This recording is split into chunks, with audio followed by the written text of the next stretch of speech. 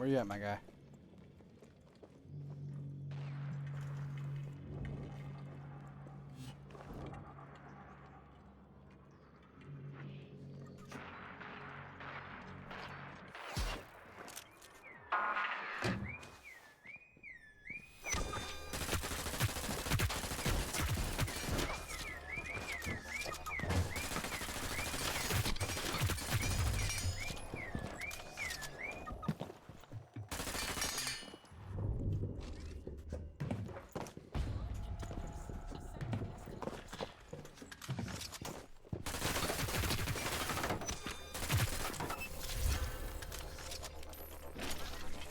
Ooh, yeah!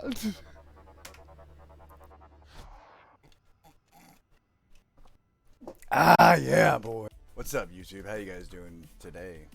So, I have Scape Season 1 came out a couple days ago, as you all know. Now it's now on Xbox, PlayStation, and PC. No crossplay yet. They haven't kind of teasing at it.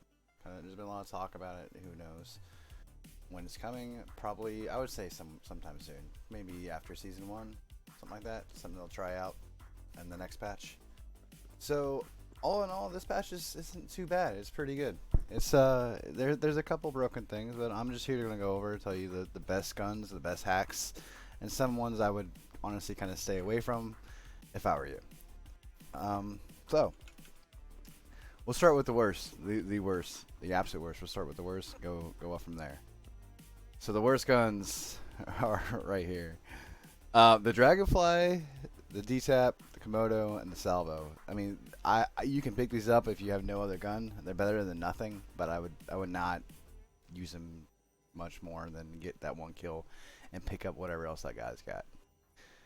I mean, it's they're not that great. The Dragonfly is kind of it can be good. I've used it a few times. It's not bad.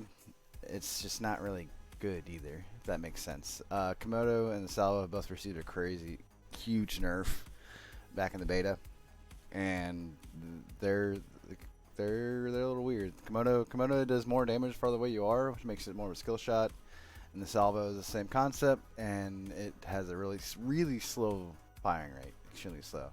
D-Tap, if you all know, yes, the D-Tap is the gun with auto aim, basically. But the damage on it is so low. If you have even somewhat okay aim, you will outgun the D-Tap every time. So when it comes to hacks, honestly, the two there's only really two of them that I would suggest staying away from at all times is Reveal and Ball. Ball again is kind of like the Dragonfly. You can pick it up if it's the only hack you have, and it'll give you some survivability. But be ready for them to shoot you right out of that, and you start fighting immediately again. Reveal is just it was put in here to counter the invis, and it's just not that great. The box it has, the range it has is kind of small. The box it has is kind of small. It's just not all that great. So I would stick away from these two hacks and these 4 weapons if I were you. So here are the weapons that are and hacks that are good. Like they're just good weapons. There's nothing really bad to say about them, except for these two. These two are very situational. I mean, they're not bad. You can always pick them up if that's the only hack you have. Say you find a gold or a maxed out mine or a maxed out wall. Yeah, pick them up. Pick it up until you find something better. Pick it up. Just pick it up. Try it, because that mine will help you in some of that damage from one of those one-on-one gunfights. Maybe 2-on-1s where you can kind of damage one guy. Hopefully he backs out and doesn't ego fight you. And wall is good for breaking up lines of sight, but with the movement in this game, it's easy to get around. Weapon-wise, man, all of these weapons are really good. If you're more clicky, you like to be like more like clicky headshot, kind of like Shroud is, go with the right one. This thing is ridiculous, has good damage. It only has 6 shots though. There's no other shots. It doesn't get any more ammo, any bigger mag. It's just 6 shots that just gets damage with every fusion. The Harpy is just good all around her. High rate of fire. It needs to be fairly close, because it's an SMG. You do have to be close. So I mean, the Harpy's good though. Harpy's really really good. I definitely suggest picking up, trying it out, running it. The Ripper is amazing. This is my favorite gun, probably in the all of Hyperscape. It's my favorite. It's good at close range. It's pretty good at long range. It can out damage the hex fire if you hit your shots. Obviously, you have to hit your shots. It's good. It's good. Very very good. Skybreaker's a real good opener. Jump up in the sky. The farther away you do, the more damage it does. It's like 15 meters, 20 meters for a max damage on it, which link will be down in the description for all of the from the Reddit post that Hyperscape put up to tell you all the damage outputs and along the fusions and any sort of details. Hexfire, a lot of people are kind of they say the Hexfire is not that great because it received an RPM nerf, but the damage got buffed. Hexfire is still really really good. Like it's still really good. It's not bad. It's one of those things you can just hold left click and forget. Walk away, go grab yourself a cup of coffee, come back, and you'll still be shooting. It's got a huge magazine. I mean, at level 1, it's 150 mag. It's 150 rounds. It's huge. It's ridiculous. And some of the better hacks are right here. You have teleport, invisibility, invulnerability, which used to be called armor. Some of you they changed the name of it. Then named it invulnerability because that's literally what you are. You're invulnerable. And then shockwave. Shockwave can probably be put over here with the wall and the mine where they're not bad, but they're not necessarily good. But I like the shockwave. It's very versatile. You can use it for your own movement, for moving other players, for damage, for clearing out a spot, making your team your teammate, give them a little boost up somewhere. It's so versatile. I would have to put it in a good category. It's so versatile. And vulnerability. A lot of people still run it. It's received quite a few nerfs because it was just so strong. There was, if you guys didn't play the beta, there was a thing where you can just grab invulnerability and slam, and you can just run around with the crown at the end of the match, and you would win it. If you had a maxed out invulnerability, and a slam, in the crown, 99% of the time you'd win it if you just could stay away from people. It was kind of broken. Invisibility is really, really good if you play solo or like you like to go off in squads, kind of do your own thing, or like you move a little faster than your teammates. Invisibility is something I definitely suggest picking up because invisibility will it gives you that out. You can teleport or slam or shockwave yourself up in the air or around a corner or something and pop invis and just keep running together. Or it's good for you to sneakily get into somebody and just start popping them without them even knowing anything if they don't hear the footsteps and the sound that it makes. Teleport, I like teleport personally, but I know it's outclassed. It's very good. They need to. I feel like if they made some fine tuning, like maybe gave it 2 teleports instead of just 1, 2 actions instead of just 1, and maybe up the cooldown a little bit, like a second or 2. I think it'd be great. But it's all in a good spot right now. Teleport's really good. It's another movement ability. Definitely, yeah. Oh yeah. And here are the overpowered sections, or like people like to say they're overpowered. I kind of agree they can be overpowered, but they fill the role they're supposed to fill. Okay. So the sniper at max rank can one-shot headshot. Any rank below it won't one-shot, but it'll still do a significant amount of damage, and you can do this in your range. Shotgun is also a one-shot at max rank, and again, it's not a one-shot any lower, but it still does significant damage. The only thing I would really suggest, me personally, with this next update, is they kind of just nerf the range of the shotgun. Just a teensy-weensy little bit. Nothing crazy, not a lot. Just nerf it a little bit.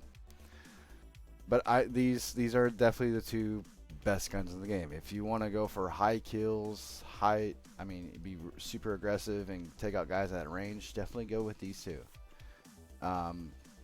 The Protocol 5, the sniper is a little tough to get used to. You kind of got to play with your sensitivity a little bit, but once you get used to it, you'll be fine.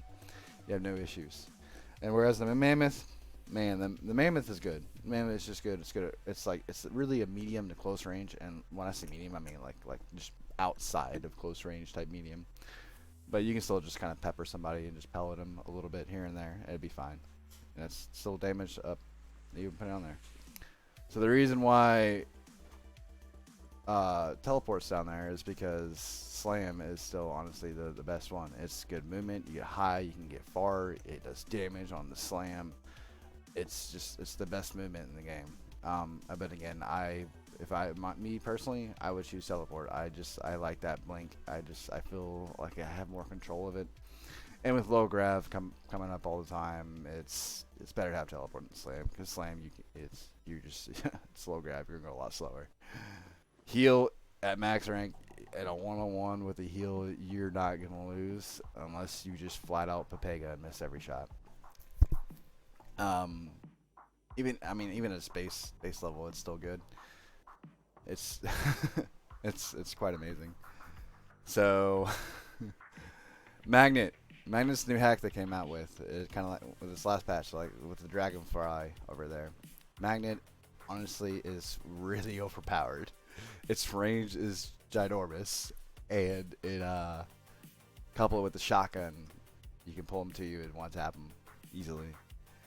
Magnet, so any ability that kind of negates a player's movement is going to seem overpowered. But there are ways around it. If you see him drop a magnet, or you feel like you're getting pulled in, pop your slam or your teleport and get out of there as soon as possible, as soon as you realize it. Because odds are right now they're going to have a shotgun and they're going to one pump you, if not two. Magnet's really strong. It's really good. I love it. It's as much as broken as it is, I do love it. It's really good. But but no matter what, no matter how these rankings are, I would always choose a movement, either slam, teleport, or shockwave, and couple it with either heal, magnet, invisibility, or invulnerability. You always want to have a movement just because it's so important in this game. You can't go without it. I can't tell you how many times I fought against a guy who just didn't have a movement, and he'd have like a max shotgun or a max ripper or harpy or something like that, and I would just out movement him and he would die because he just didn't have movement ability.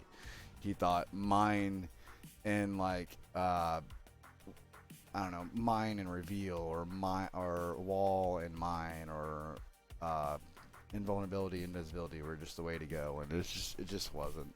You got to have movement ability. Movement's very key. You can get cut off very easily. You can get caught up very easily with a movement. I used to run slam and teleport together because I favored movement that game or that round, and that's what I wanted to do. So yes, that is my own personal favorite. My rankings of the weapons and hacks in this game currently right now. A loadout that I would suggest obviously is sniper with a shotgun, and it get that aim down with both of those. You'll be good with a slam and maybe a mine. It was slam and a mine or a heal, either one. Pick your poison with these over here. The one that I like the most is Mammoth, Mine, Teleport, and Ripper. The Ripper, it's finally true to its name. It rips. It does very well at every range. The only thing it probably will get beat out close range by is a Harpy. Or, I mean, you can get beat by any gun, but I'm saying 1-to-1. Like, your aims are the exact same, your playstyle is the exact same, you both make the right movements. The Ripper will probably get beaten by the Harpy. Probably even the right one if he hits a lot of headshots, or hits all of his headshots and doesn't miss one or two. So thank you for tuning in. I appreciate it. This is my video on the best weapons and hacks in Hyperscape Season 1. Take care. Bye.